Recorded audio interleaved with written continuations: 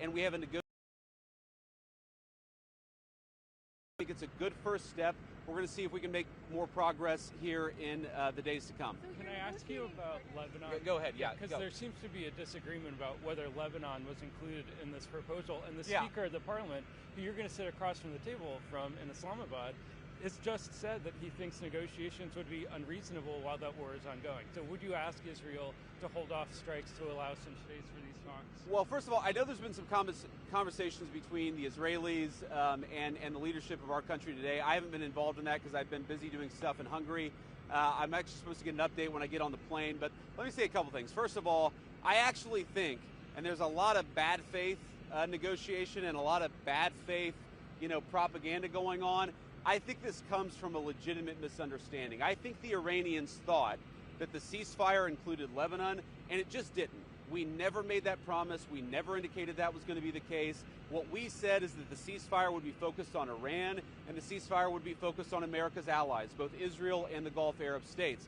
Now, that said, the Israelis, as I understand it, again, I'm supposed to get a fuller report when I get on the plane, have actually offered to be, frankly, to check themselves a little bit in Lebanon because they want to make sure that our negotiation is successful. That's not because that is part of the ceasefire. I think that's the Israelis trying to set us up for success, and we'll, of course, see how that unfolds in the next few days. But look, if Iran wants to let this negotiation fall apart in a conflict where they were getting hammered over Lebanon, which has nothing to do with them and which the United States never once said was part of the ceasefire, that's ultimately their choice. We think that would be dumb, but that's their choice. Mr. Vice President, Iran is continuing to block the Straits of Hormuz. Do you have an expectation of when that strait is going to be open? Well, we've already seen an increase in traffic today. Hopefully we'll see an increase in traffic tomorrow. We actually think that we are seeing signs that the Straits is starting to reopen. I think you guys have probably seen oil prices have come down, so I think the oil markets, the gas markets are seeing the same thing. But the president's been very, very clear. The deal is a ceasefire, a negotiation. That's what we give. And what they give is the Straits are going to be reopened. If we don't see that happening, the president is not going to abide by our terms if the Iranians are not abiding by their terms. Mr. Vice President, Caroline Leavitt said you played a key role in these talks. Could you help us understand some details about that role? And do you think your well-known opposition to foreign wars generally was a factor that made you a key player in this? Well, I appreciate Carolyn saying that. I mean, my key role was I sat on the phone a lot. I answered a lot of phone calls. I made a lot of phone calls. And again, I'm happy about where we are. I think the president has struck a good deal for the American people, but fundamentally, the Iranians have got to take the next step, or the president has a lot of options to go back to the war. Do you know if Iranians requested that you join the talks? I don't know that. I would be surprised if that was true. But, I wanted to be involved because I thought I could make a difference. And obviously, I think the people really on the ground doing the day-to-day negotiating have been Steve and Jared. They've done a great job. But we're going to keep on working this as a team, as we always have. Pete's been very helpful with the various military elements of this. Marco's obviously been extremely involved. We work as a team. We work effectively. And, I've been on the phone a lot the past couple of days, but we're glad to be where we are. Mr. Vice President, how is the United States accomplishing its stated objective of ensuring Iran doesn't have a nuclear weapon ever if they still have highly enriched uranium? And what's the plan to get the uranium out? Well, look, I mean, this is one of the things, it's going to be one of the main subjects of negotiation is that we want Iran to not be able to make a nuclear weapon. We want the nuclear fuel, which is something the president has made very clear. And there, again, the way to think about this is the United States has certain demands and certain things that we want. The Iranians have things they can get out of the negotiation. The more that they're willing to give us, I think the more they're going to get things out of this negotiation. The president's talked about sanctions relief. The president's talked about economic partnerships and things like that. That's not going to happen unless the Iranians make a firm commitment to stop anything close to the development of a nuclear weapon. And frankly, the president has all the cards here. We've got a lot of leverage. We've got a lot of things that we can do. But right now, I think that we're in a good spot. Is the threat to wipe Iranian civilization off the map still on the table? And is it fair to keep 90 million Iranians under that threat for the actions of their leaders? Well, look, the leadership is really to blame for the condition of the country in Iran. The president of the United States has made very clear that the United States has a lot of leverage here. We have economic leverage, we've got military leverage. What he's trying to do is make sure the American people are safe and strike a deal that's good for the American people. Look, I encourage the Iranians to come to the table seriously. We've seen some signs that they're going to do that. We've seen some signs of bravado.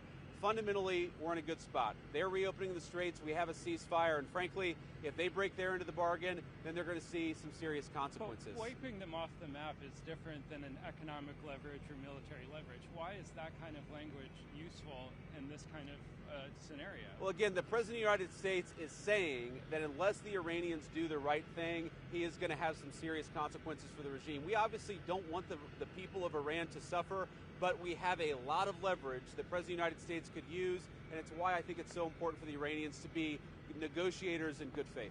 Okay, X has been abuzz the last couple of days with the Free Press story saying that senior Pentagon officials in January, including 𝗟𝗶𝘃𝗲, brought Cardinal Pierre into the Pentagon. Brought who? Cardinal Pierre okay. into the Pentagon. I haven't seen this story, unfortunately. And essentially the reporting by the Free Press is that they told him that the American military has a lot of might and they can do whatever they want, and the church should get on its side. Does that message sound correct to you? Is that something you would sign off on? So one, I with no disrespect to the Cardinal, I don't know who Cardinal Pierre is. He's the ambassador to the Holy See and the U.S. Oh, okay. I've met him before. Sorry, I just didn't remember the name. I've never seen this reporting. I'd like to actually talk to Cardinal Pierre and frankly to our people to figure out what actually happened. I think it's always a bad idea to offer an opinion on stories that are unconfirmed and uncorroborated, so I'm not going to do that. Mr. Arthur, on the question of Iran's enriched uranium, do you see a scenario in which the administration may be willing to agree to allow Iran to continue enriching uranium for civilian nuclear purposes? Well, look, what the president has said is that we don't want Iran to have the capacity to build a nuclear weapon. The president's also said that we don't want Iran enriching towards a nuclear weapon, and we want Iran to give up the nuclear fuel. Those are going to be our demands during the negotiation, and again, we're going to see what the Iranians are willing to give up. If they make a good faith effort to actually give us the things that we need to have a successful negotiation for the security of the American people, I think there's a lot on the other end. If they don't give us what we need, then I think it's going to be bad, but I'm optimistic that the Iranians are going to be smart, that they're going to negotiate in good faith. And your negotiating partner in Iran, I know Kevin sort of asked about this already, but he essentially is saying that they're distrustful of the U.S. for, he tweeted out that 3 of the 10 points in the ceasefire framework have already been violated. They're distrustful of the U.S. What do you make of him tweeting that out before negotiations? So I thought it was interesting, actually, because I did see that tweet from 𝗟𝗶𝘃𝗲 actually just a couple of minutes ago. And let me say a few things. First of all, he said that there are a few points of disagreement before the negotiation. Well, that must mean that there's a lot of points of agreement because there's a 15-point plan floating around. There's a 10-point plan floating around. If he's frustrated about 3 issues, that actually means that there's a lot of agreement. That's point number 1. Point number 2, to respond to each of those issues, and I read it very closely, let me just say this. I actually wonder how good he is at understanding English, because there are things that he said that frankly didn't make sense in the context of the negotiations that we've had. But to address the 3 points, first of all, he talked about an attack that had allegedly happened on Iran and how that was a violation of the ceasefire. Ceasefires are always messy.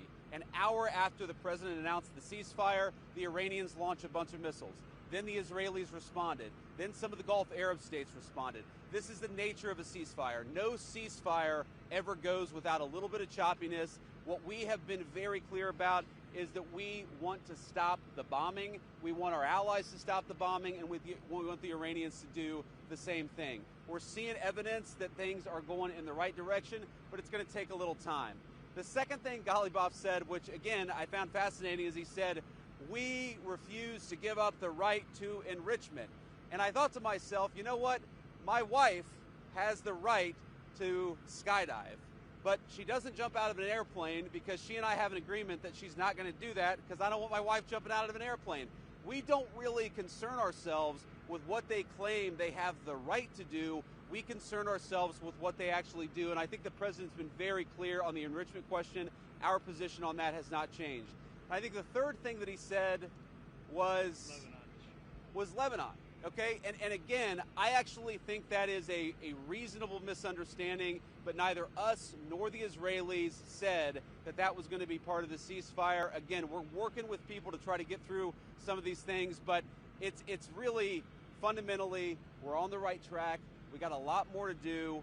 We got a lot more that the Iranians are going to have to accept as part of this negotiation, but I think we've got a strong hand and we're going to play it well. Thank you all. Have a safe trip back. The talks won't happen?